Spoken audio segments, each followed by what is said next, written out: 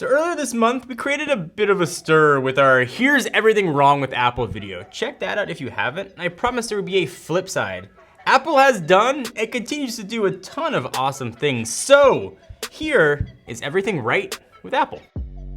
And before I jump in, Apple is the first company we're gonna be dissecting in this way, so be sure to hit subscribe button and turn on notifications. Microsoft, Amazon, Google, and more are all on deck, and I'm hoping you guys aren't gonna wanna miss them.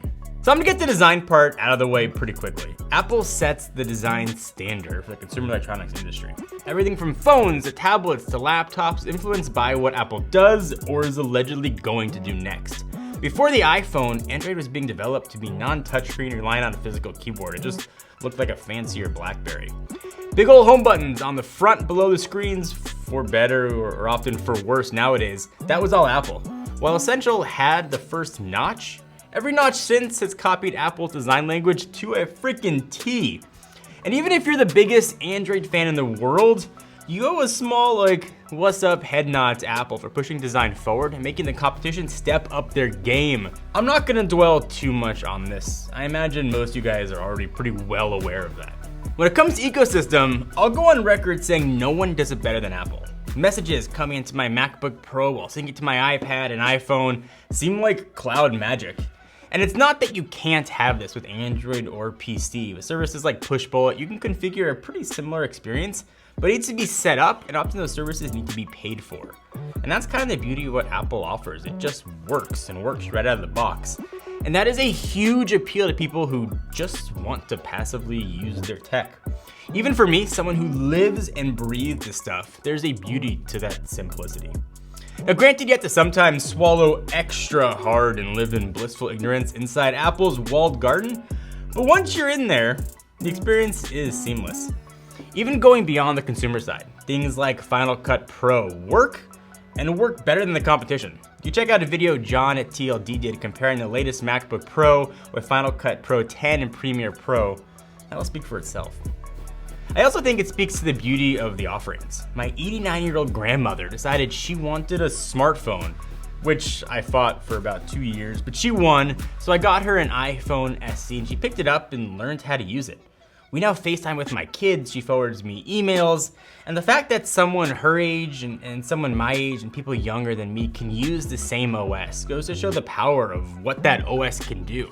And taking their products completely out of the equation, what's right with Apple as an entity? And I'm gonna use rough numbers here, but if we say that in the US economy is like 17 trillion, then Apple is equal in size to 0.5%, so 0.5% of the US economy. And if the global economy is, again, rough numbers, about 60 trillion, then that is 0.15% of the global freaking economy. The size of Apple is crazy. So let's stop and just take a break and just guess how much Apple makes per second. Pause the video and just leave your guess in the comments. Apple makes $1,444 in profit per second. This is equal to 5.2 million per hour, 127 million per day, or just over 45.7 billion per year. And those are based on 2016 net income figures. That is a crap ton of money. And it's not news that Apple's a big company, but if Apple was like a country, how do you think it would stack up? Apple's revenue is comparable to the GDP of whole freaking countries. It's about the same as Israel, Greece, Denmark, and Hong Kong. So yeah, Apple is freaking enormous. They're a for-profit company beholden to shareholders. They don't have to give anything back. But the sheer amount of what they do give is actually pretty startling. Apple's product Red has raised over $160 million, which is a staggering number. If you want to know more about Apple's product Red and what it does or doesn't do, Dom Esposito actually did a great video a while back talking about product Red and how Apple implements it and also how they can improve it. Recently, Apple donated $50 million to Stanford's hospitals, with $25 million for a new main building, and another $25 million for a new children's hospital. When hurricanes Irma and Harvey hit, Apple gave over $10 million to relief efforts. They donated another $100 million to advance diversity in tech. And Tim Cook himself plans to donate his entire $800 million fortune to charity before he dies. That's a lot of money. Depending on when you check, Apple is teetering on being the first trillion-dollar company in the world. Being such a large entity, they naturally take advantage of tax loopholes. A fact I'm not glossing over or excusing, just stating the fact. And part of their strategy is to keep a huge chunk of that cash overseas, mostly to avoid taxes on it, which is not cool, especially if you live in the US.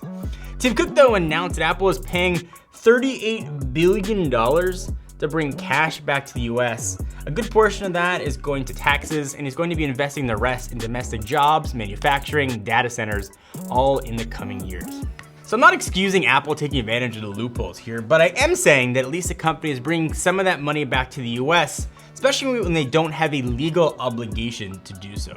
So Apple is far from perfect. Factory conditions are still a concern. iOS hasn't really changed much over the years.